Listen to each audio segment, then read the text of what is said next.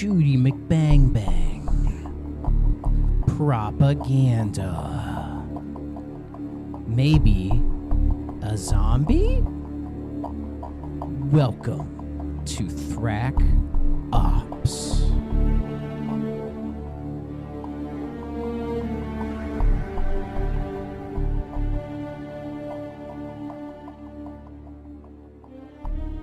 Greetings, you filthy casuals.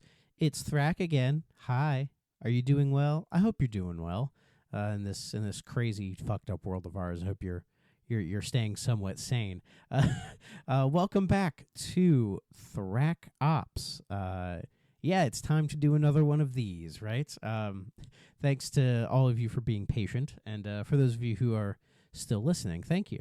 But it's time to begin a new era for Call of Duty with Call of Duty Ghosts. Yeah, what a curious one. Like right now, well, it started with Black Ops 2 as well, but from Black Ops 2 to about Black Ops 6, nothing. As I had said, I don't know jack shit about any of these games, and so with Ghosts, this was a complete, didn't know anything going into this one at all. So it was quite an interesting experience for sure. Before we get into that, I guess I'll get through all the formalities. This is the 10th game in the Call of Duty series, and the 7th one developed by Infinity Ward. So this game launched on PlayStation 3, Xbox 360, PC, and the Wii U on November 5th, 2013. And it is to date the last Call of Duty game to release on any Nintendo console, period. During the Microsoft Activision acquisition a couple years back, they said they would put Call of Duty on a Nintendo system, and we're still waiting. So that's to be determined, I guess. But this also released on the PlayStation 4 on November 15th, 2013, and the Xbox One on November 22nd, 2013. And that is notable because I believe that is the launch date for both consoles. So this was right there with the birth of the new generation of consoles. So that's why it feels to me like it's a whole new era for Call of Duty. I guess for better or for worse. So Infinity Ward made this one, and they saw the new generation as a way to transition out of what they were doing. People would have assumed they would have made a Modern Warfare 4, and that's fair to assume, right? Because of how successful the Modern Warfare trilogy was. But I think at that time, ending it at 3 was the right move. Because the ending of that game does feel... It's a little cliffhanger-y, but the way it ends, it feels like, yeah, we can put a stop to this and do something new. So I applaud them for that. In fact, I remember when this game was the new one that was coming out. I had kind of fallen off Call of Duty by this point, so I wasn't, that invested. And I remember seeing the memes for it at the time, and me and my friends kind of making fun of it, and it felt like this was sort of the turning point for the series where it was starting to fall out of public favor. During the 360 era, it was the popular game to hate on, right? And that's because it was just such a big deal at the time that it was easy to joke and make fun of. But we all were playing Black Ops 1 and Modern Warfare 2, right? So, we were joking about it being the big thing, but we all were playing those games. But it felt with this new console generation that, that was gonna change a little bit. And my dumbass thought that this game was gonna be based on the Ghost character from Modern Warfare 2. Though I think there's an influence of that character here, but we'll get to that as we, move through the story and everything.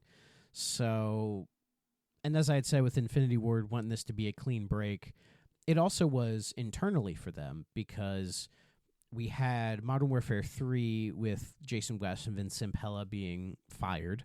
So, there was an entire regime change that happened within Infinity Ward at this time. So I think that's another reason for them wanting to stand apart, because this was their opportunity to show that, like, oh, they could continue the great work that the old Infinity Wards had done, right?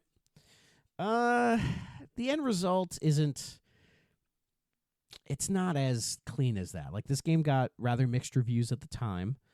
And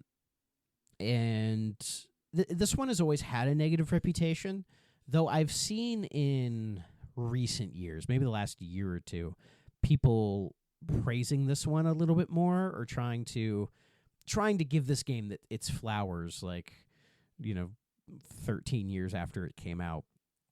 And I think the reason for that is people look at the state of Call of Duty now and see them, rehashing Black Ops and Modern Warfare and all that stuff, right? And they kind of look back to this era where it's like, oh, they were just doing, like, new things and being a little bit more experimental. So I think people kind of praise it in that way, but that's something I just see a lot of these days, where it's like, oh, something is old now. Like, it's old and it's different from what it is now. So that makes it a little bit better. Nostalgia, basically. And yeah, I'm sure there's nostalgia for this game. It's been 13 years. I think it's been long enough for, people who that was one of their, if not their first COD game, to be like, yeah, I played this one a bunch and I really liked it, And I'll get into it as we get deeper into the story, but I don't know. I found this game to be just okay. I didn't think it was terrible. And I applaud this game for trying a lot of different things. It's weird they say that there's a general lack of innovation, critics said at the time for this, for the single player campaign. I disagree. I actually think they try too many new things. Like, there's a fair amount of, there are some callbacks to older games, but things with, like, setting, and certain, like, gameplay elements, I think, are, like, noticeably different, and they're trying to, it feels like they're trying to force this game to be more than it really is, if that makes any sense. Because there are some real baffling decisions in the campaign for this guy. It just kind of in general, this is kind of a baffling Call of Duty game, and maybe some people like that, but for me, it was fine. It was okay. I'm still not, like, again, it's just kind of a weird one, like, this game, apparently it failed to meet expectations. Like, it didn't sell super well, but I guess Activision had kind of planned for that, because this was during the time where it was like, oh, there's, like, a new console being adopted, so sales aren't going to be as high. So, you have that thing going for it. So, and I played the Xbox One version of this on my Series. I could have played the 360 version, but I really didn't want to. And I don't think there's that many differences between the PS4 Xbox One version to the PS3 360 version. I think they're pretty much the same game. It's just one looks a little worse. So, there's not much to say there. For the Wii U version, it, much like Black Ops 2, it runs very similar to, say, the 360 version. You have your Wii Remote and Nunchuck control options. So, people had some fondness for it. But I think Black Ops 2 had the much longer tail on the Wii U compared to Ghosts, and that's just because Black Ops 2 is the better game, really. But yeah, again, this is just a weird beast. So, why don't we take a little music break, and then we'll start talking about the story of this one. So, stay tuned.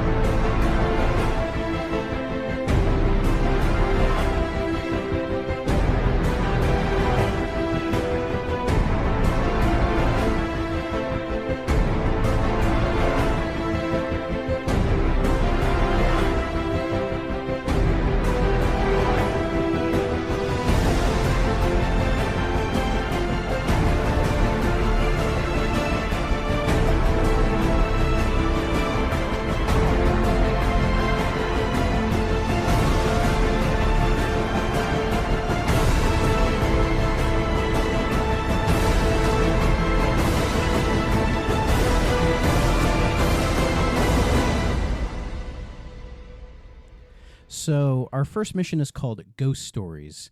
The cool thing in Black Ops 2, where you could change your layout and look at the mission and everything between missions, is completely gone. We've reverted back to the classic style. Just thought I would make light of that. So we begin the game, and there's a father and two sons. They're just hiking through the woods. The father is named Elias, and the sons are David and Logan Walker. David is also known as Hesh.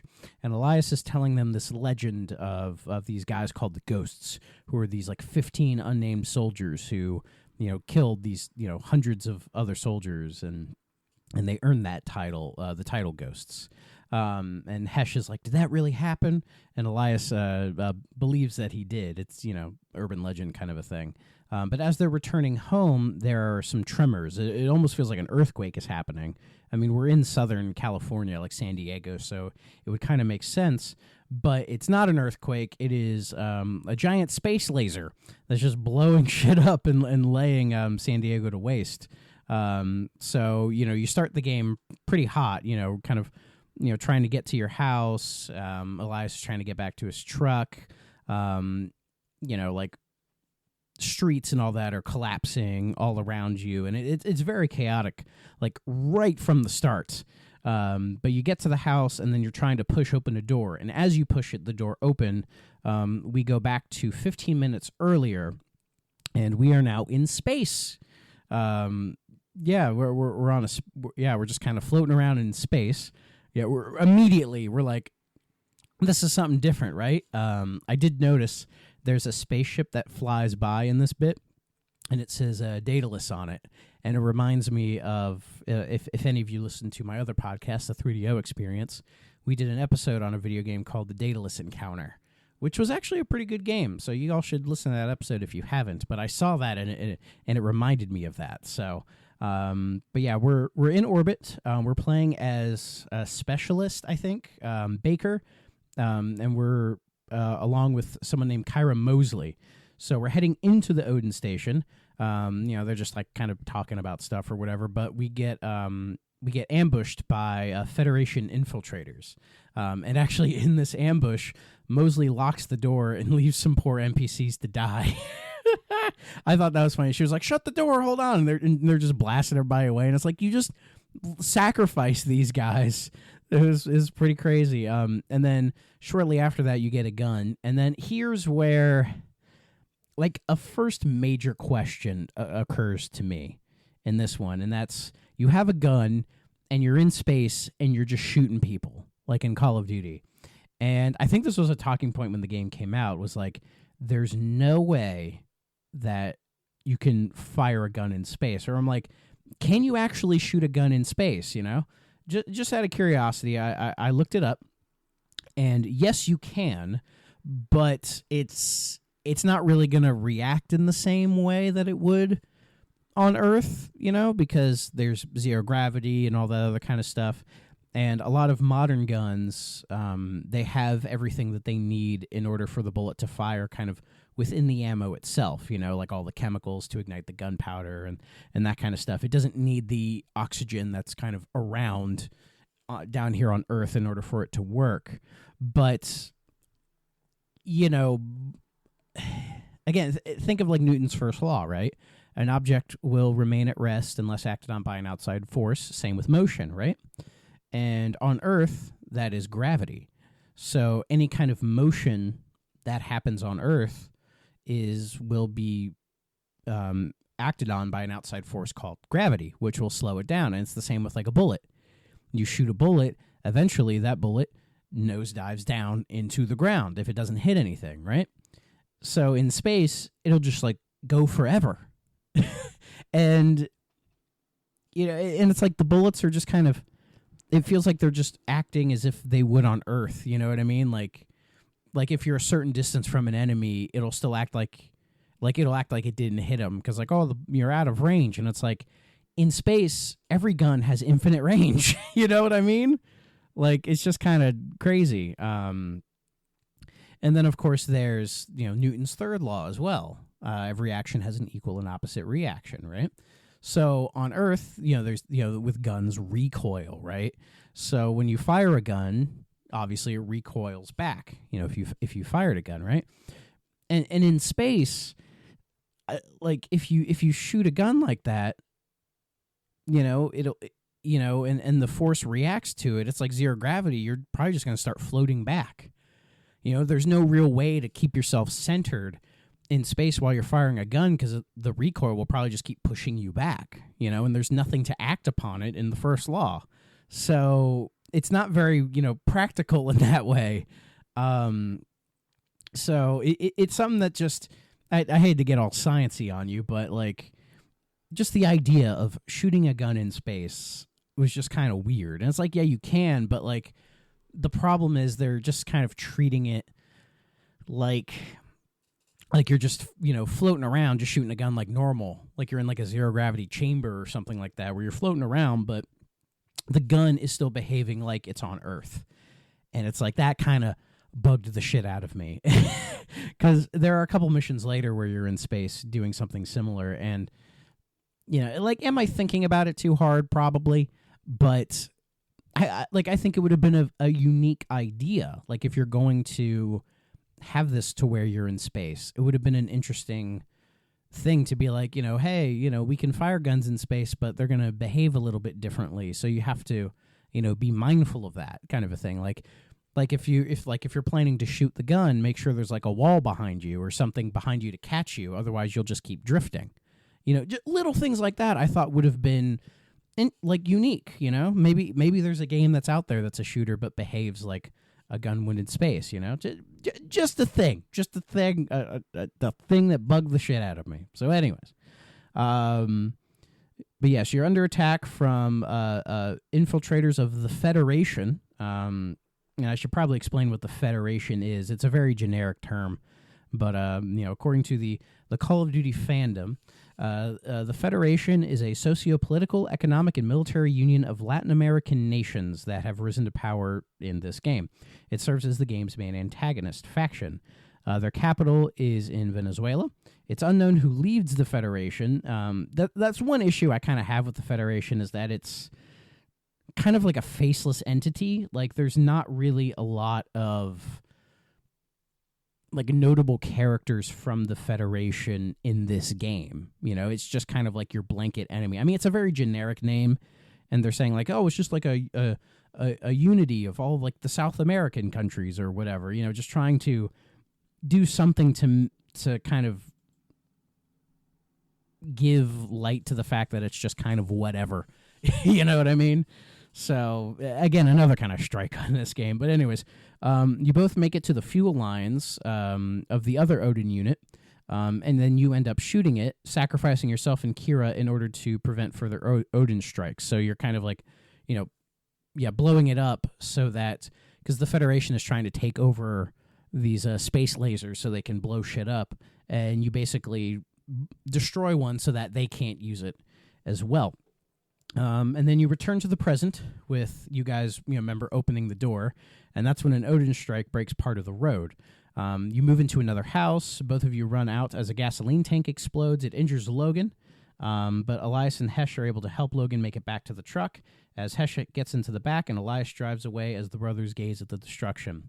And I will say that when you're running through all of the wreckage, when the satellite crashes and everything, like the spectacle is still there. Like that part of Call of Duty still very much exists in this game. The spectacle and holy shit, what the fuck's going on? Like, that pretty cool stuff. But just something about it. This opening level, it feels like it's all style and no substance, and that could be because the characters here are like new characters. We don't know these people the same way we knew the characters in Modern Warfare. But you look at, like, say, the Black Ops games, or even, like, say, Black Ops 1, where they're introducing new characters. They do, I think, a bit of a better job. Like, these guys, it feels like these characters, the way they're portrayed in this game, and most of the characters throughout the game, as if we already know who these people are, or we should have some idea of who they are, but we really don't. And for me, that created a bit of like a disconnect as far as like any attempt at actually caring about what's going on, So that becomes an issue later on as well. So, yeah, like, I don't know, man. It's weird. And then our next mission is called Brave New World, where Logan and Hesh regroup in L.A. along with Team 2, who is a recon team. You split up to scout the area of any possible Federation activity. And it was at this point, I threw a couple things in my notes where the voice acting could be better. And that's very true. I might even put a little clip of it in here, but the voice acting feels like very dry and just like not well done, which is interesting because the earlier COD games, like the Modern Warfare ones, I thought all were decently, voice acted. So this one, I don't know, it came off as flat to me. Sorry I didn't wake you. Thought you could use a sleep. Quiet, boy. Listen. Hey, Riley's got something. Grab a gear, let's move. So after that, a couple other things I noticed. This game introduces the slide. So, like, if you play like a modern Call of Duty game now, if you're sprinting and you tap the B button, you'll do like a tactical slide, I guess is what I call it. Like, you can just slide in combat, which is pretty neat. But in this game, you have to hold B while you're running the slide. So it's a little clunky, but thankfully every game after that just turned into a tap instead of a hold. Also, the cutscenes that are between each missions, they look pretty nice. The production quality is fairly high on those. And when I'm kind of roaming around this part of the game, it reminded me a little bit of like games like The Last of Us, Metro, Gears of War, that kind of rundown. I don't want to say post-apocalyptic, but it kind of has that somewhat of a vibe to it. It might have been influenced by those games in order to try to do something a little different. But also it could just be your standard rubble in any like Call of Duty game, right? And also what I noticed in this level is it's throughout the game, and it's something that bugged me the entire game, and that is the HUD, like your standard Call of Duty HUD, is gone.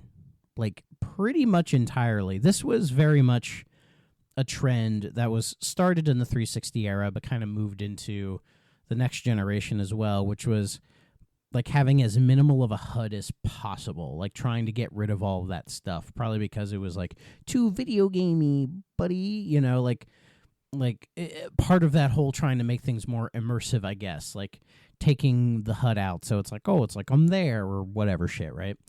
And sometimes that can work, sometimes that can't. It's a game-by-game basis. I think like the Dead Space games do a really good job with like putting all of the HUD and elements like that on your character. That's pretty good. But this is a game that really does not work well in this, because it's one thing to minimize the HUD, where it's like all you ever really see is your gun and your ammo count. But what helped in the past games was, guiding you a bit. And even though those games were maybe a little too, maybe not necessarily hand-holdy, but, just like, oh, follow this guy. Like, and they just have that little indicator on them the entire time. It feels like a no shit guy kind of thing.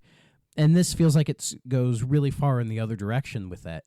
And in some ways it works, but there are multiple times throughout this game, and I'll mention them as I go, where the characters want you to do something. They're like, do this thing or whatever. And then I spend way too much time looking around going like, oh, where's the thing I need to interact with? And they're like, it's here. And then they yell at you like 3 times, and then it starts flashing at you. And it's like, oh, was it flashing the whole time? Did I not see it? I don't know. Like, there are times where you can sort of break that a little bit, the minimal HUD thing, to be like, oh, make sure you go this way or do that thing.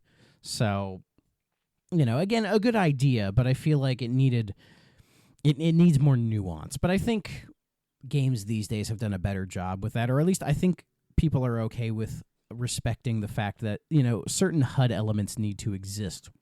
And it's a video game at the end of the day. It doesn't have to be this like cinematic experience, dog. Like there's a place for having that type of experience, but there's a way to balance it, you know, and I think this game doesn't balance it super well. But also, as you could probably tell from the cutscene with the dog panting, there's a doggo in this game. Yeah, good old Pupper. His name is Riley. I believe he's a German Shepherd, and he's basically just tasked to help you out. And this is, for me, the best part of the game, where in this mission, and I believe a little bit in the next mission as well, you can use Riley. So, like, instead of having your, like, smoke grenades or whatever, you can sick Riley onto enemies. Like, you can aim at an enemy, push the left bumper, and he'll just go and just attack the enemy, which is really fucking cool. Like, that is so fucking awesome.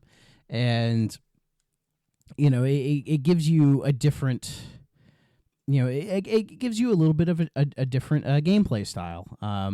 Though in the next mission, you get more direct control over Riley, which I'll talk about. But it's good to see that. And he's a certified good boy. He's a certified good boy, of course. And at the time this game came out, there were all kind of memes surrounding Riley and, you know, the good pupper and, you know, all that millennial talk, right? Sorry, I'm considered one of them technically. But this mission, it's fine. You make your way towards like a massive concrete wall that's surrounded by Federation troops. You take down some helicopters. You board an MATV, which is just like a Jeep kind of a thing. And then you arrive at Fort Santa Monica, regrouping with your dad. And he gives you the next mission, which is, you know, he wants you to go deep behind enemy lines into no man's land, which leads right into the next mission called No Man's Land, where it's Logan and Riley reconning their way through a demilitarized zone, which spans from L.A. to the south of San Diego, which is being fought between the Federation and the aforementioned ghosts who are real. And yeah, this is a stealthy mission, much in the way of, you know, like All Gillied Up and things like that from previous games. But what's cool is, yeah, this is the one mission where you get direct control of Riley. So he has... Like, you pull out, like, that giant COD laptop to use, like, recon drones or whatever, right? And it gives you... I'm not sure if they give you a reason for, like, why you can control Riley, but, like, whatever, right? And you can, like, kind of roam around. You sneak through the tall grass. You can, you know, sneak up and take out enemies as well. But mainly they want you to kind of sneak around with Riley, and honestly, this was like my favorite mission. This was my favorite section. Like the stealth was handled really well between your player character and Riley, and yeah, and just having that, you know, again, just having like a dog companion is something that's kind of new for the series, and gives you a little bit of a fresher gameplay feel in some bits where it's like you're doing the normal COD stuff, but then you see certain enemies and you're like, oh, I'm gonna have Riley take him out so I can swing over here and take care of this guy. And then when you're controlling him, you know, it's just a stealth mission, but it's cool. I like it. I think it's done really well. And it's a spoiler alert. It's really the only time you get to use Riley in this sense, which is a shame because it's something that I think could have been expanded upon. Like, I would almost like the idea of like an indie first-person shooter where it's you and like a dog, and you're kind of controlling both of them almost at the same time, and like maybe in like an astral chain kind of way, or it's like, you know, the dog helps you out, but then there'll be like some puzzle sections or whatever where, you know, the dog has to do the work for you while you're kind of, you know, just sitting by, you know, things like that. But unfortunately, COD isn't a series that's going to explore that kind of stuff, you know? So, you know, hopefully maybe there's an indie game out there that does that. Let me know. So over the course of this mission, you see things like a massive crater in your hometown. You watch a church collapse right into that crater. You then spy on this guy named Rourke, who we believe to be a field commander of the Federation forces, telling you to, you know, continue on with the mission, which is I'll discuss later. And then, you know, you sneak around all this stuff, swapping between Logan and Riley, and then you get ambushed by a bunch of wolves. But as you're, you know, attempting to fend them off, that's when the ghosts appear and they save you from the wolves, who then retreat. You find out these guys are Captain Thomas Merrick and Sergeant Keegan Russ. They reveal that they were sent into no man's land to rescue Ajax, which Ajax is a soldier that the Federation forces is holding hostage. In fact, when you're sneaking around them earlier, they are talking about Ajax, so they're coming in to try to rescue him. And they were in the recon team that Hesh and Logan were planning to regroup with. So you end up joining the Ghosts, and you take care of all the remaining forces in the area, and then you're moving into the next mission where Ajax is being held hostage, called Struck Down. So this mission starts in the San Diego Stadium, and there's a new thing here. We get to control a remote sniper. So we pull out like that same type of big briefcase laptop thing that you use to control Riley to control this 50 cal remote sniper, which is it's kind of neat. It allows you to just take people out at more of a safe distance, but you use it to kind of observe everything before you start blasting. And you find Ajax is in the press box, so that's when you decide to, that's where we need to go. You go to the parking garage, you get into a vehicle where you're being followed by a Federation convoy. And once you get close enough, you stick their trucks with their MK-32s, which is just basically like a grenade launcher kind of a thing. You move further up, you get ordered to detonate the explosives that are planted on the enemy vehicles, and then chaos goes nuts. Enemies come in all directions, and you shoot them all down. And then there's a part where you breach a door, and there's a couple of door breaching sequences in here, which are very similar to like Modern Warfare 2 and all that stuff. They operate pretty much the exact same. And while they're doing the breaching, you're still covering them with the remote sniper. But once you breach the door, Ajax has disappeared, but Riley can catch his scent. So you guys run down the hallway to search for him, and you find him just, a bit further down. And then Ajax tells you of O'Rourke's kill list, which is located on a wall, but he dies before really he can tell you anymore. It's another, like, it's trying to be somewhat sentimental, but it just doesn't. It's like an action movie, when a character like that early on dies, and you're like, am I supposed to feel something? Probably not. Anyways, Hesh finds the paper on the wall, and you view the paper. They ask about who Rourke is, but they don't have time to explain, so we got to get the fuck out of there. Ajax's body gets carried to the exit of the stadium, where he's picked up by a chopper along with Merrick and Keegan. But Logan and Hesh are then attacked by Federation forces, and then you have to take out the troops with the remote sniper in order to secure the LZ.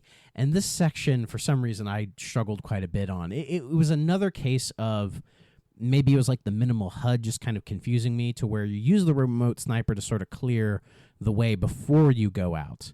And it feels like it's almost structured for you to get to like the other side of the stadium, but dumbass me didn't notice the chopper that was right there in front of you, and that's the one you're supposed to get in to get out. I don't know. I feel like it makes maybe more video gamey sense if you see the section that's like, oh, we're supposed to get through the end. But no, we don't. We just do that to get into the chopper. And you're airlifted out of the stadium. You head for Fort Santa Monica, where Elias Walker tells you over the radio that they're being attacked by the Federation, which leads right into the next mission, which is called Homecoming. And this mission sees us trying to defend Fort Santa Monica, as it has fallen under a full-scale invasion by the Federation. And Riley leaves us at this point. And yeah, like, it's my big issue with the whole, Riley dog thing, is that he's there, like, at the early part of the game, and it's really cool to have him there. But at this point, he just disappears, pretty much. He shows up a little later in the game, but we'll get to that. So you just kind of return to doing your normal COD stuff, pushing back enemy soldiers with heavy machine guns, but you take control of a remote drone to take out some, helicopters and everything. There are some enemy mortars, and you move through, like, the trenches and the beach, reminding me a little bit of the World War II days. And you're kind of swapping between the shooting and the remote drone stuff, and, it's fine.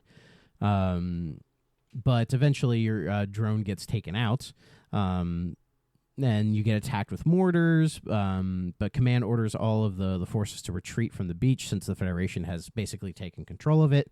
You guys regroup with Riley, but you look into to the heavily damaged command center for your dad. And you have to find another way in, but you get ambushed by a Federation soldier with a knife, and god damn it, a fucking QuickTime event pops up. In the year of our Lord 2013, we're still getting fucking QuickTime events.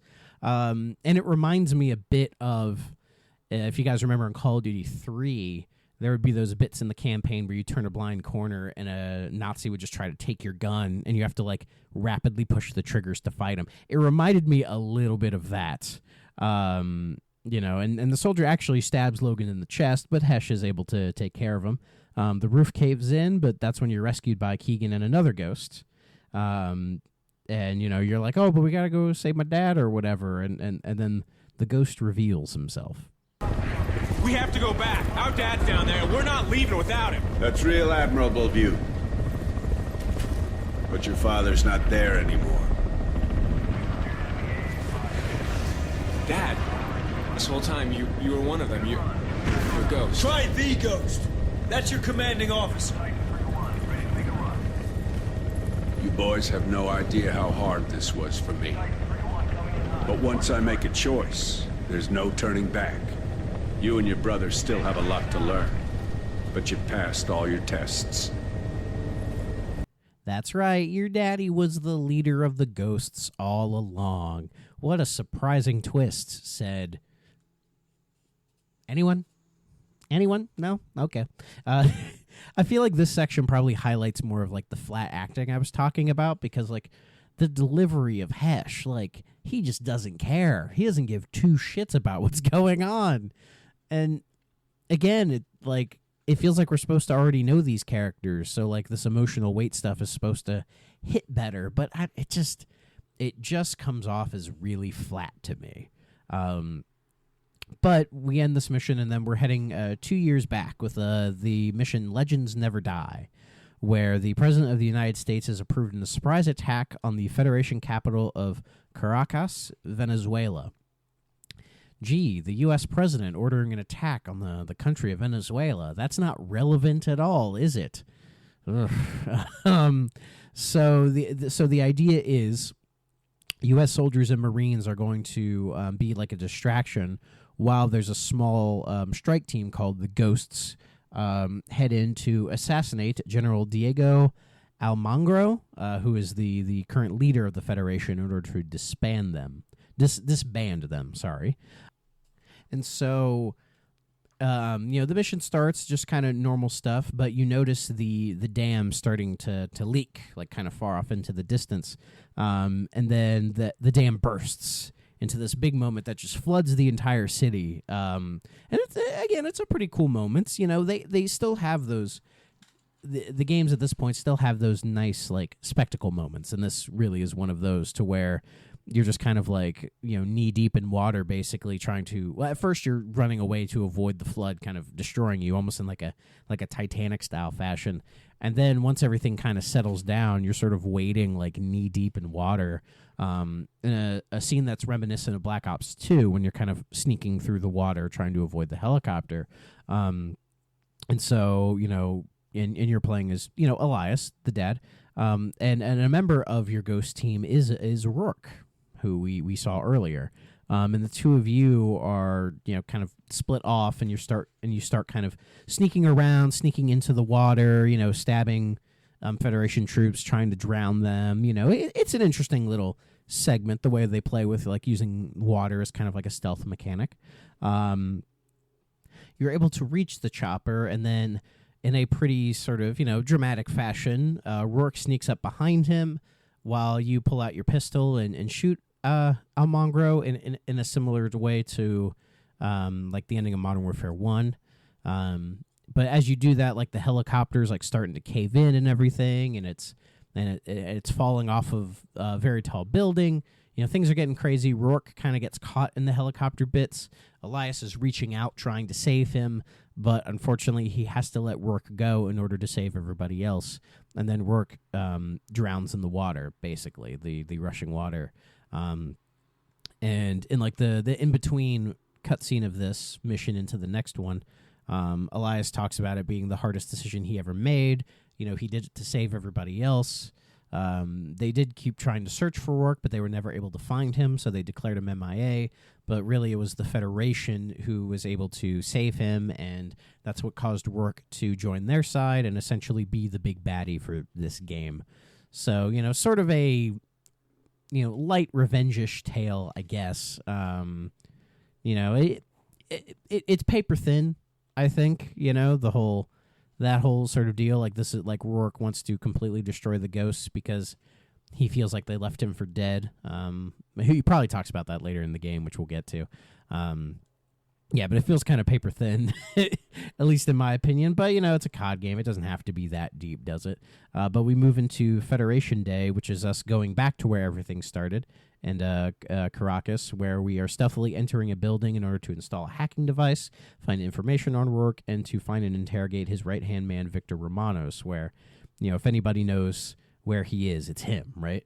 And we start this mission using like a big old cable, and we shoot it across from one building to the next, and then we start rappelling down this large building in a way that this skyscraper, sorry.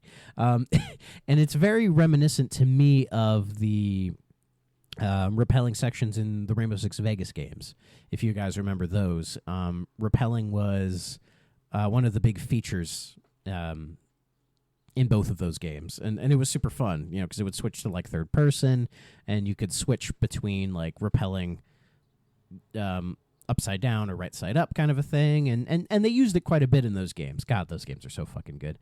And here I don't know if they were influenced by that or not, but it was just something that reminds me of that when I see it here. But it's done in a more first person sort of a way. And basically you just, you're stealthily taking people out and just trying to find an entrance into the building. And eventually you are, by cutting through the glass. You make your way into the server room where Logan is rushing to upload a virus into the system before avoiding 5 Fed soldiers, one of whom Keegan is able to take out. And this section here, god damn it, as I had mentioned before, the lack of objective markers is annoying.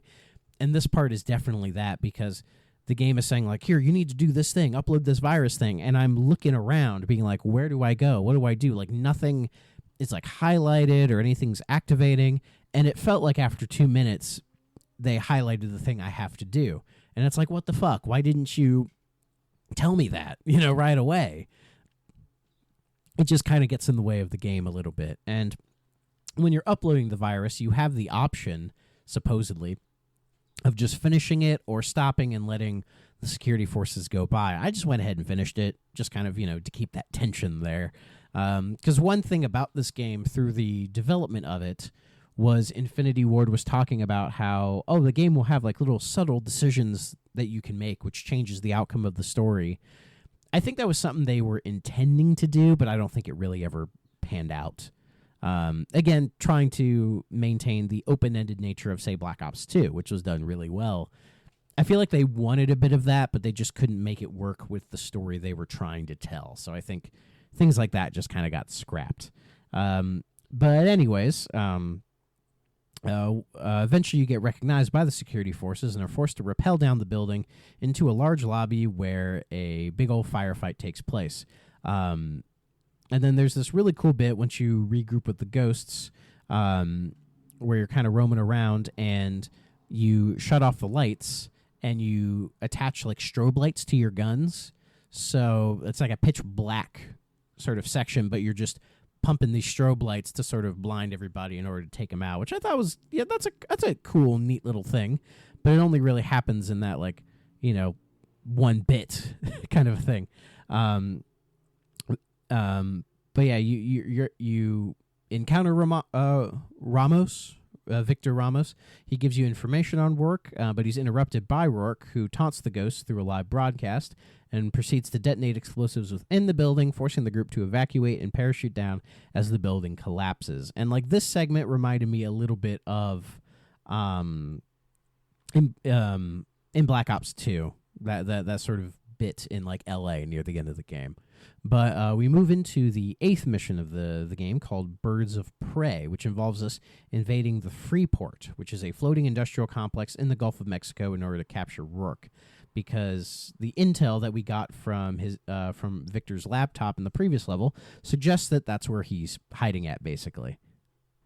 And this one, it's more of like a quicker kind of a mission, where we're kind of swapping between controlling a helicopter, similar in the way of Black Ops 1 and 2, to the ground, where we're Logan. It's pretty fast-paced, kind of back-and-forth action. It's pretty solid.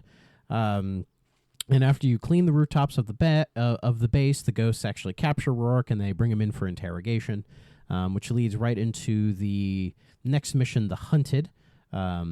And there's a little cutscene at the front where they're interrogating Rourke about everything, and I'm gonna show a little clip of it here because I think it's probably one of the better moments in the game.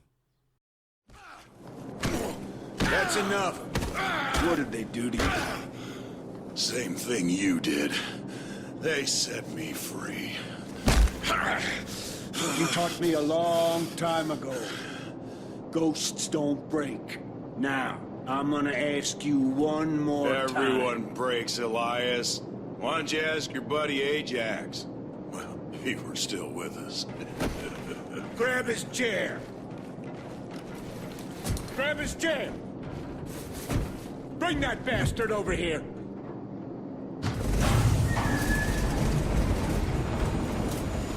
So this is how it ends, Elias? You gonna throw me out of this plane? You're gonna tell me all about that dig site in San Diego. What? You gonna drop me, Lieutenant? Again? Answer me, Rourke.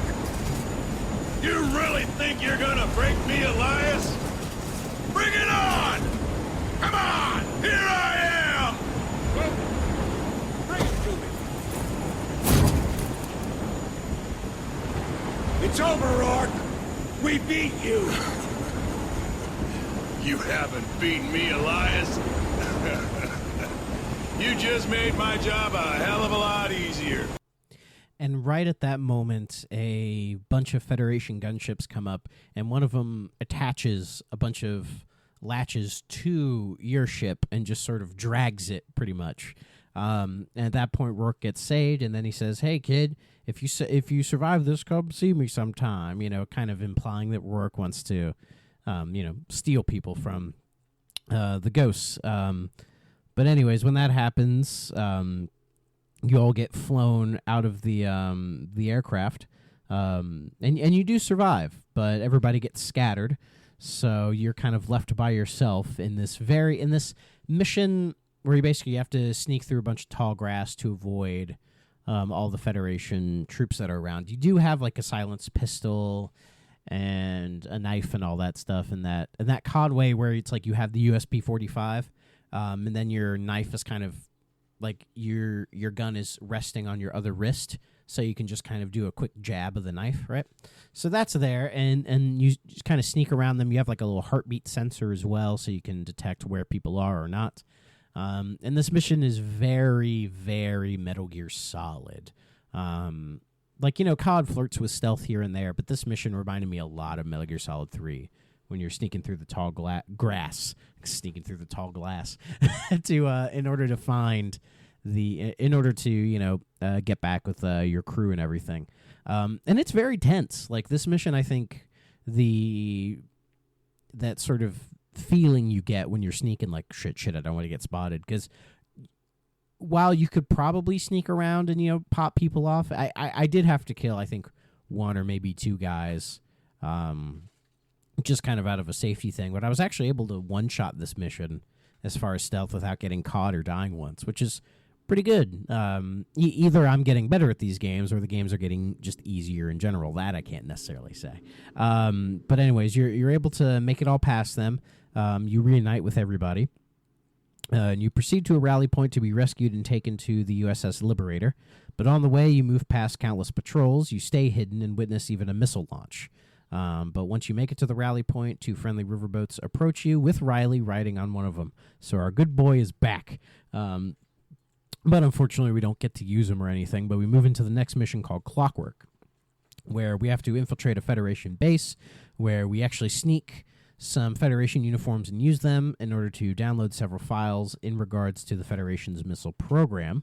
So yeah, it's basically what we're doing here, gathering a bunch of intel and stuff. And so the mission starts very casually, where you guys just kind of casually, sneak in with duffel bags and everything, take over an enemy vehicle. You approach a firewall, you drill some holes into it, and place charges inside the holes, which allows the backup power to come up. So the main power is down. So you just kind of are sneaking through a good chunk of the mission in pure darkness.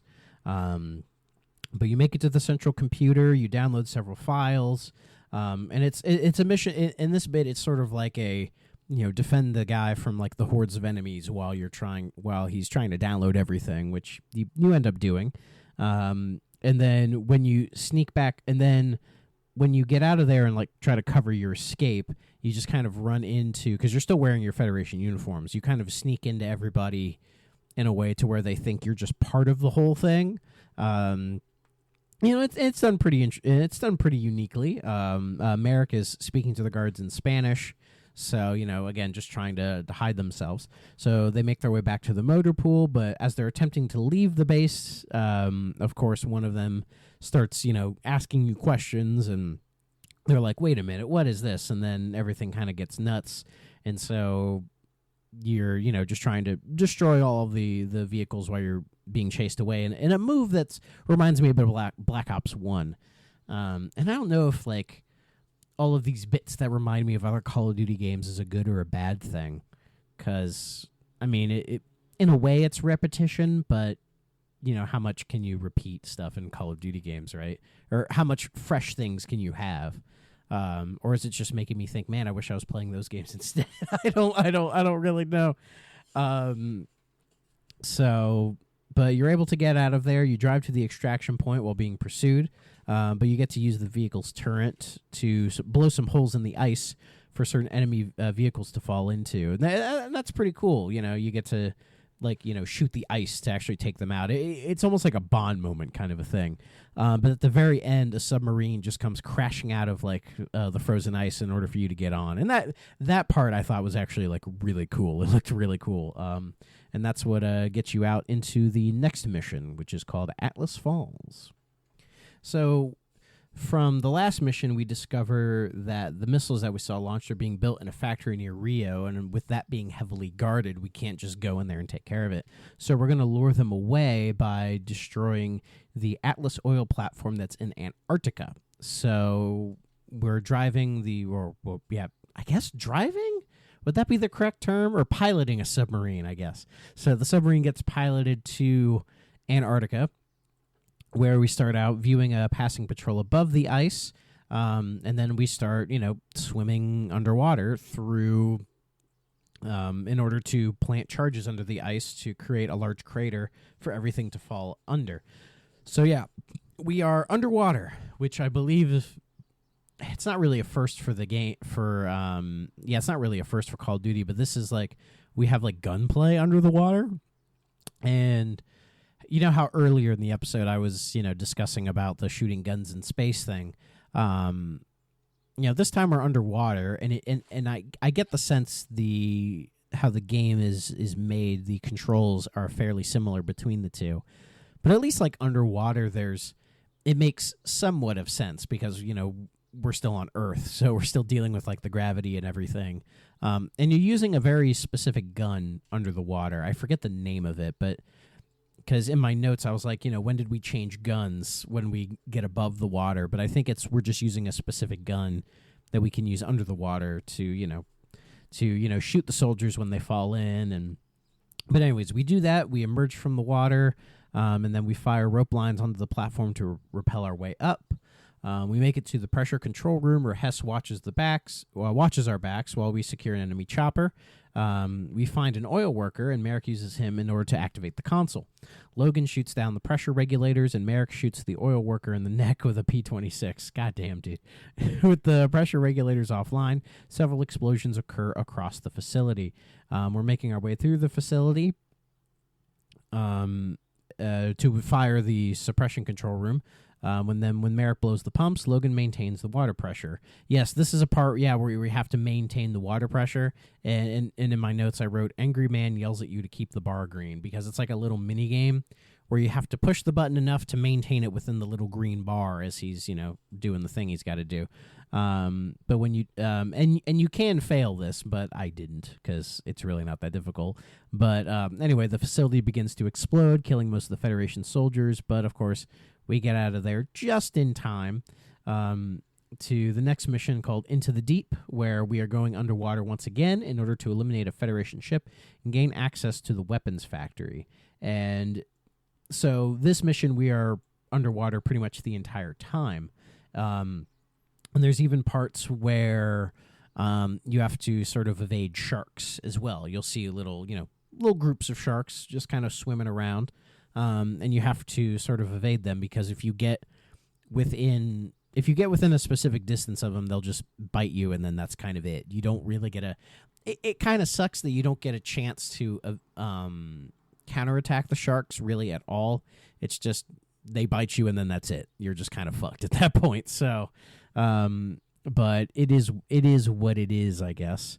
But yeah, you advance through the ruins of a ship to avoid being detected by a salvage sub. Take out some enemy divers. And they say underwater it takes like 2 or 3 bullets in order to kill somebody because, the water is putting creates a lot of resistance to a bullet as opposed to the air, so it travels a lot slower. But I swear some guys I was taking out in one shot, so I don't know. But anyways, you soon discover that the ship has a sonic sonar pulse capable of crushing human organs or shattering bones. But you're able to destroy the vessel with a Proteus missile. But this causes your vantage point to collapse, and it damages Logan's oxygen tank. Keegan fixes it, but the debris from the destroyed ship causes them to run into another diver squad. You're forced to escape into a shipwreck, and then you have to deal with tiger sharks again. And this was the part... The first time I saw the sharks, they weren't too bad. This one... I don't know. I died like 4 or 5 times before I was able to just get lucky. I don't know. But you make it past them, and then you escape the ship, which allows you to proceed to the rally point and into the next mission, which is called End of the Line. And End of the Line involves the ghosts storming into a factory, which is occupied by the Federation, to find out what kind of weapon that they are building. With the LCS that we just sunk, nothing stands us between the ghosts and the weapons factory. Elias sends in all 5 ghosts into the factory to find out what kind of weapon that they are building. So this is us heading to Rio because now, with all the shit that happened in Antarctica, a bunch of people have left, so now we can go in and see what the hell's going on in there. So when you get in there, you find out that the Federation is building what they believe to be a kinetic rod delivery system based on the design of Odin, which was that space laser from earlier in the game. They're basically taking what they learned from the earlier mission where they, infiltrated Odin and are using that to kind of build their own thing. Elias orders an airstrike on the entire complex. The team tries to hack a computer to get some more information, but you get ambushed, of course. They use smoke grenades to blind them. You take down most of them with the help of thermal imaging goggles, which again, that's a neat thing. You throw smoke to sort of blind the entire room, and then you can use thermal to just see everything. But the goggles get fried when people throw flashbangs at them. So then you have to do it properly. You fight your way to the parking lot, and you escape the factory, and as you're escaping the factory is when it gets leveled, of course, right? That leads into the next mission called Sin City, which sees the ghosts regrouping in a safe house in Las Vegas. But as we're doing that, we get ambushed by members of the Federation. Like, we get sedated, and of course Riley kind of runs off and hides, and then you're basically getting like tortured and everything by them, including Rourke. And then Rourke and Elias are having words, and there's a bit where you're trying to prevent Rourke from really doing some damage to Elias, but again, another fucking quick-timey thing, the year of our Lord. But in all of this commotion and chaos, Elias actually gets shot in the head, so he's out of the game, unfortunately. But at a certain point, Rourke commands the Federation troops to keep Logan, the youngest one, alive, which is you. But that's when a bunch of ghosts come in to basically save you from getting out of there. So, you get out of there. You fight a bunch of Federation soldiers, and you hear that there are more coming. So you're just trying to get out of there as fast as possible. But you're also like hiding in rooms and everything to try to silently get away from them. Then you are getting through a casino because of course there's a casino. It's Las Vegas, right? And then you hear Rourke through the comms, telling the soldiers that he wants all four of them, all of you, either dead or alive. You fight your way through the soldiers. You make it to an exit, and at this point you find that Riley has been shot. Our poor dog has been shot. No, terrible, just terrible. So. You're trying to get to the extraction, and but all the while you have to carry Riley. But you cannot shoot while you're carrying Riley. Much in the way of again, All Gillied. I keep referencing All Gillied Up in this. Just the mission was that good, or the follow up to All Gillied Up, where you have to sling your partner over your shoulder. But you're helping to carry Riley to the extraction so you can get out of there. And then you get out of there, and then you head into the next mission called All or Nothing, where we get taken to the USS Liberator so we can get treated for our wounds. Hesh wants revenge and everything, but they're saying like, hey, let's calm down. We still have the mission to take care of, but let's rest up and then we'll come back strong. So 3 days later, we fall under a full-scale attack by the Federation. You put on the ghost masks that you were given beforehand, like you're now fully brought into the ghosts. Logan gets to wear Elias's mask, which was a cool little like passing of the torch moment, kind of a thing. If only it was under better circumstances. But you save some planes from getting destroyed, and you take control of a remote turret in order to keep repelling the Federation forces away. Moments later, a gunship comes in and destroys everything that you're just trying to save. But you run to the missile defense platform, and you use the missiles in order to take out the gunship. But one of those kinetic rods smacks the USS Liberator, which begins to capsize as you're able to jump into a helicopter just to get out. Once again, the spectacle is there. It's done fairly well.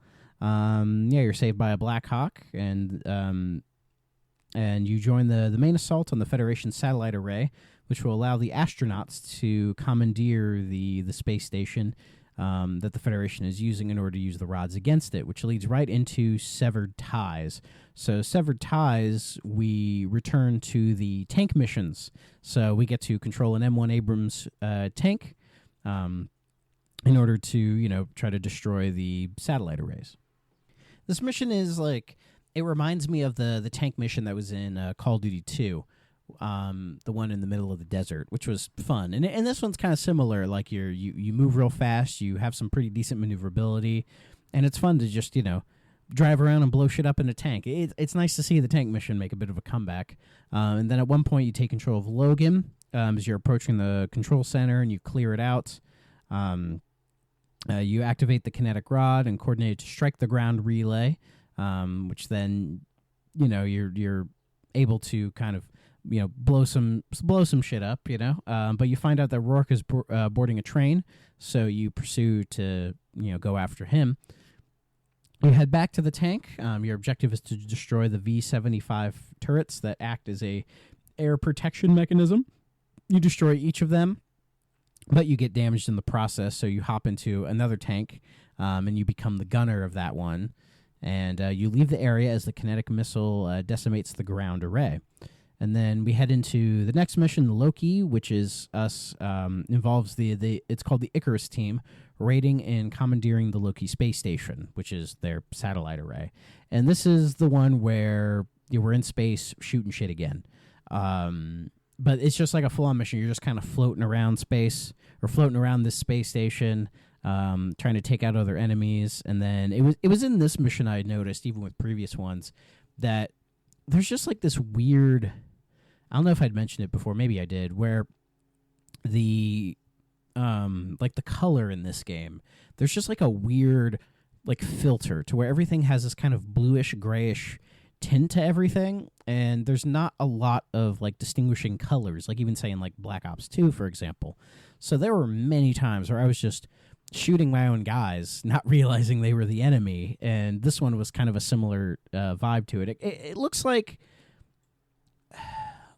if you've played games like Routine or maybe even like Starfield, they have like this weird color hue around them because they're like space or whatever. It just has that look to it.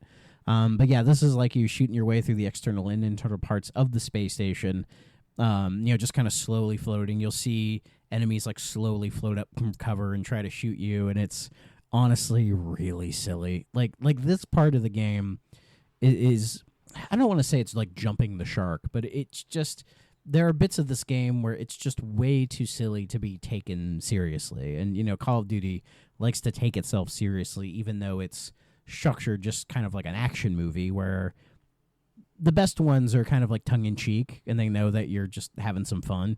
But this one, I don't know. Just, again, the tone just doesn't really match. But you're forced to fight your way to the control room from the outside of the station. You plant explosives on it to get in. Again, I don't know how explosives work in space, but, be that as it may. You seize control of the rods, and then you're able to use them to destroy all of the Federation ground targets. So, you're using a giant space laser to blow shit up, which feels really, really fucking stupid. But, it feels like we've already kind of crossed that. Like, this part of the game, the astronauts kind of floating around in space shooting each other, it reminded me of Moonraker, the Bond movie from the late 70s where Roger Moore has to go up into space to stop Hugo Drax from taking over the world with space lasers, pretty much. Very, influenced by Star Wars, and it was a bit of a pivot for the franchise because they'd ended the previous movie with saying, oh, we'll see you in this next movie, but instead they did Moonraker because of Star Wars. And a lot of people dunk on Moonraker, but I think it's a perfectly fine movie. Like, everything leading up to space is fine. Like, a good chunk of the movie is not in space, and everything leading up to it I think is well done, but once you get into space, I think is when people kind of lose it. But there's a lot of weird things with that movie, but we're not here to talk about Bond that much, as much as I would enjoy that, but we're not going to do that. We're going to keep moving. But you end the mission firing at the train with the kinetic rod, and that leads into the final mission, Ghost Killer, which is Logan and Hesh fighting their way through that supply train in order to kill Rourke. And, it's a pretty climactic ending. It's one of those trains or it's like a hanging train. So it's like, best way I could describe it is if you've ever been on a roller coaster where the track is above you and you're kind of swinging. It's similar to that.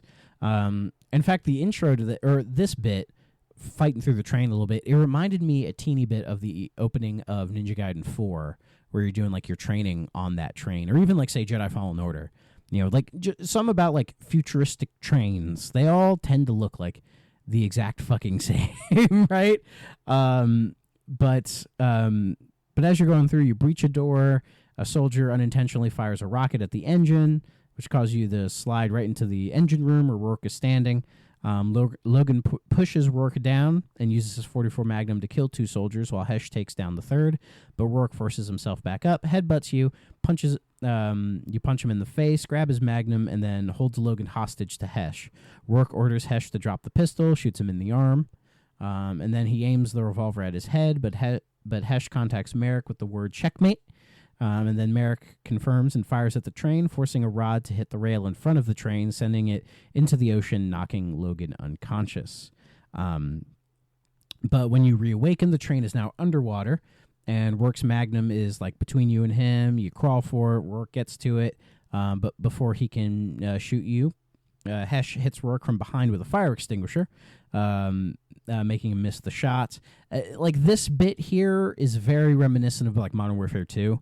Where Price and Shepard are, kind of hand-to-hand combating while you're just kind of sitting there watching, and, it almost feels like a rehash in some bits. But we don't have, too much time to deal with that because it ends in a slightly different way. The ending of this game, once we get past all this stuff, I actually found kind of interesting because it ends with Rourke being able to keep Hesh at bay, and then he injures you and is able to take you hostage. Like, Rourke talks about how much he admires your determination and everything, and he kidnaps you, basically. And Hesh is, not able to get to you because of his injuries. And the credits roll. And the credits roll on, like, the bad guy or the villain succeeding, basically, which is, he had been hinting at it earlier in the game, how, he admires you and maybe would like to, do what the Federation did to him to you, kind of a thing. But after the credits, you're stuck in a pit resembling the Rourke pit from earlier, going through the same stuff that Rourke went through, the brainwashing and everything.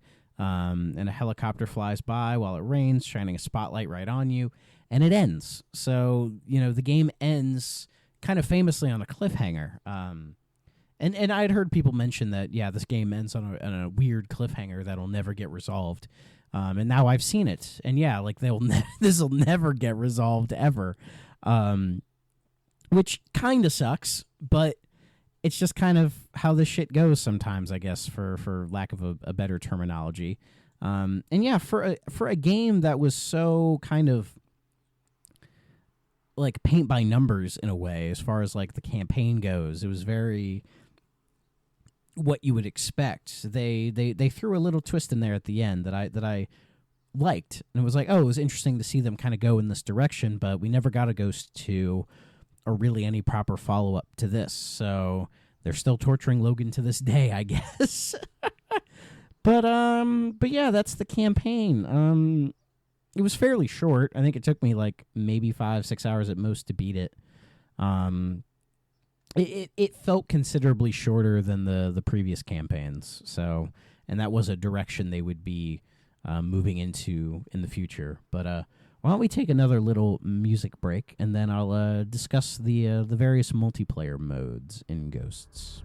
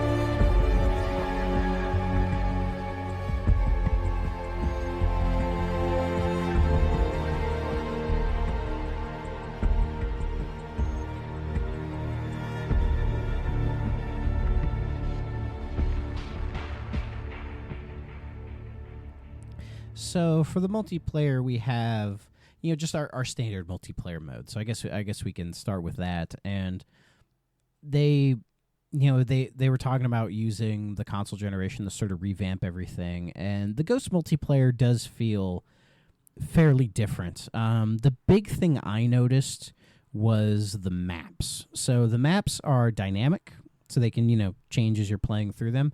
And one thing I noticed was the size of the maps are so much bigger than in previous games. I think something fell in the background, but I'll leave that in. Who cares? Like the maps are just noticeably larger here than in previous games. And in the matches I was able to play this one online with people.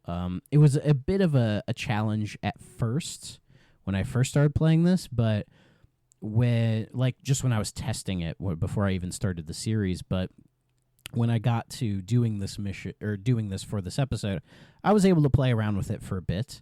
And yeah, like the sliding and all that stuff is in there, and that stuff's pretty neat, but like I gotta be honest, I kind of hated the multiplayer in this game. Like, I didn't enjoy playing it. And again, I think it comes down to just the maps being like really big, like way too big. Like, it's still like your traditional, I think it's like 6-on-6, but even then, it just, these maps are, you know, and there's so much, like so many blind corners, and like the spawning is like really bad. Like, there were so many times where I would spawn and an enemy would be like 10 feet in front of me and just shoot me. Like, it just, and the people who play Ghosts online still to this day, those are the people who are like really good at it and like really invested their time into the multiplayer. So it's not a beginner friendly multiplayer like at all. I was surprised I did decently well anyways. One thing I liked was when you level up, you don't necessarily unlock guns, but as you play through the game, you'll get like money or credits or whatever, and you can use that to buy guns and then buy attachments later. So trying to, like, I guess, forego the traditional leveling system by having that as an option to where you could have further customization to your character. I don't know if there was like microtransactions or like you could just buy that stuff and load yourself with everything. That I'm not aware of, but you know, it just kind of is what it is. But yeah, I just had a real hard time liking the multiplayer in this one compared to, say, the Black Ops games, for example. The other modes we have there's this one called Squads, where the player can play with AI-controlled teammates or even with friends against AI. And just, it basically is sort of your, like, if you can't play online multiplayer for whatever reason, you can kind of just play this, which is, it's more of like a PvE version of the multiplayer than PvP.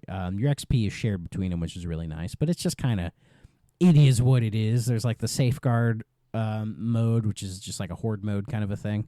You know, and that's fine and dandy enough, but I guess the big one in this is Extinction. So by this point, you know, zombies had become very, very popular through, you know, the both Black Ops games and World at War. But Infinity Ward had yet to implement zombies into their games. And the only thing I could imagine as why is because they wanted their games to be different, to stand out. So in this one, we have something called Extinction. So I'm going to read this one. This is a new game mode featured. The player's objectives are to kill attacking aliens, but the other objectives vary between maps. Most have the player destroy the hives using a laser drill. It plays similar to survival mode, which is the mode that was in Modern Warfare 3. But yeah, instead of zombies, we have aliens. And I believe there was like a lore reason to sort of have this happen, which is, I believe, in the main story, when you were blowing this shit up, it allowed like aliens to sort of just kind of show up and do shit. Like they tried to have some sort of lore reason for why everything was happening. And yeah, it's very similar to zombies. It's kind of like the same idea, like saying like Black Ops 2 or whatever, where you know, there's like missions and sort of like progression to it, but it's still very much like a PvE kind of a thing. I played it a few times. It was hard to get people to play this. And the design of the aliens, you can go look them up. They're a thing. I mean, it's okay, because I know people had mentioned Ghost having aliens in it. And for some reason, I thought it was like in the campaign. And when I was playing the campaign, I was kind of expecting the aliens to show up at some point, but they never did. And then I find out, they're just in this Extinction mode. replacing zombies. Like, it's meant to be zombies, but their version of it, and it didn't click. I know it didn't click because, we don't see these people anymore. Like, trying to call them, like, cryptids and everything. I think Infinity Ward was trying to be like, this is our version of zombies, where, Treyarch can do the zombie stuff, and then when it's time for our game, people will play the extinction mode. But it just didn't hit. And the little bit of I played of it, I could see why. But it's fine. It's not terrible by any means. It just kind of is what it is. And that's really a summation of Ghosts in general. It just kind of is what it is. Putting the time into it, experiencing the campaign and everything, like, I can see why this was viewed as a disappointment compared to, just Black Ops 2, for example. Like, that game holds up very well, and this game just does not. And I have a lot of respect for Infinity Ward for attempting something completely brand new and trying to establish, like, a new storyline, or just, like, fresh, something kind of fresh. But, there's a lot of bits that are just kind of rehashes from the older games. You can see a little bit of Treyarch envy starting to pop up, particularly with the extinction mode. And the multiplayer just doesn't have the longevity compared to earlier games. And a good way to tell that is how easy it is to get into a match nowadays. Like with Black Ops 1 and Black Ops 2, for example, and even Modern Warfare 3 as well, I was able to get into matches in those fairly quickly with very little problem. Ghosts, eventually I did, and I played around with it a bit, but yeah, it just didn't really click with me. It just wasn't it. Like, this game just really wasn't it. Is it the worst one in the series so far? Probably not. It's easily the worst game I've played in this series since, like, I don't know, Finest Hour, really, because Finest Hour wasn't great. And then Call of Duty 1 isn't great either. But those games are still so early in the history, and they were more kind of feeding off of tropes from, like, Medal of Honor and stuff. Like, by the time we hit Ghosts, it's clearly more like the first-person shooter genre has been overtaken by this series. And now you see them trying to sort of reinvent the wheel a little bit. And while that's all fair and good, you can just kind of tell that the people at Infinity Ward who really made Call of Duty work, West, Zampella, all the guys who were, fired and left to form Respawn, and they started making Titanfall. And Titanfall really, I don't want to get into that. I don't want to get too deep into Titanfall, but Titanfall's really good, especially Titanfall 2. Like, fucking fantastic. Like, the campaign in Titanfall 2 is one of the best first-person shooter campaigns ever, and I can't imagine it topping, like, any of these modern Call of Duties coming up. But with a season name like Infinity Ward, also to an extent, it feels like it's being helmed by, younger people, newer people at the studio who are trying to establish a new identity for themselves with the series. And I always appreciate that. I've said it before and I'll say it again. I love experimentation. I love people getting outside of their comfort zone and trying to do new creative endeavors, especially in video games where it's easy to fall into similar tropes and just do what works. It's very easy to do that. And Ghosts very much feels like they're, trying a lot of different things to see what works. And it reminds me of Black Ops 2, because Black Ops 2 is doing similar things, but Black Ops 2, you could tell the team at Treyarch making Black Ops 2 had the experience already, whereas I feel like the Ghosts team just didn't have that experience, and it just shows. This is maybe a C-tier Call of Duty game. I don't know. It's not... Sorry about that. You probably heard that. damn motorcycles. But yeah, like, it just, I don't know. It wasn't great, and I don't know if I will ever be revisiting this one, but that is Call of Duty Ghosts. So I hope you all enjoyed the episode. Thank you for sticking with me on this one, and I'll try to get the next one out a little quicker. Hopefully I can get back into a pretty decent pace with these. But thank you, everybody who still is listening. Make sure you like and share and do all the social media stuff. I always appreciate that, and I appreciate you. So the next one's going to be Call of Duty Advanced Warfare. So we'll see how that one goes. So, but until then, everybody, bye-bye.